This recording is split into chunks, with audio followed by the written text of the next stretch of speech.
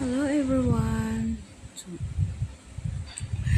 alam mo guys, atong Sabado nag-day off ako. So, nag-day off ako. ah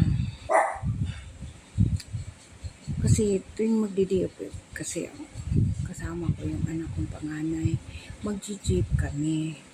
Ngayon, mag-jeep sana ako tong Sabado dahil wala na nga ako kasama tuwing mag-off ko.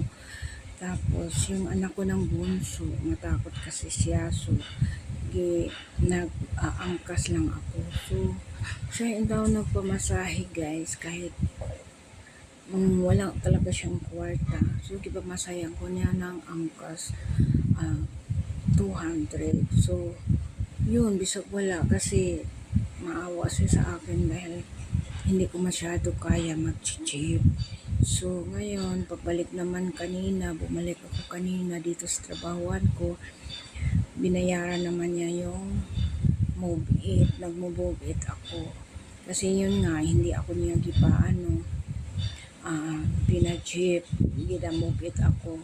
Kasi yun nga, matakot siya, lalo na mga mahabang hagdanan. Hindi kasi ko masyado talaga, dahil wala akong kasama. So, yun, binilhan ko niya ng gatas, tapos, pagdating may tinapay, tapos bibili tayo ng manugang ko ng manok, binubuo niyan, basta, yun, naawa lang ako kaya hindi naman yung taon nagsisikap din na makaano ng pera, ay gusto ko lang mag-jeep lang kasi sayang yung 200, so, gusto din niya maangkas ako or magmumotor, so, nagmumotor na lang ako dahil wala nga ako kasama. So, yun, siya yung tao nagtusto sa akin pamasahe. Kaya mag-isa naman lang ako kasi wala na nga yung panganay ko dahil nagbakasyon sa Mindanao. So, yun, hindi pa kasi umuwi. Hindi namin alam uuwi pa ba ng Maynila or hindi na. So, yun guys, kawawa yung bunso ko tsaka yung manugang ko kasi di pa talaga nila ako, di pa sana yung angkas kasi ayaw nila mag-jeep ako. Pero ako okay lang sana kasi sayang yung 200. Yun guys, nag-aangkas talaga ako. So,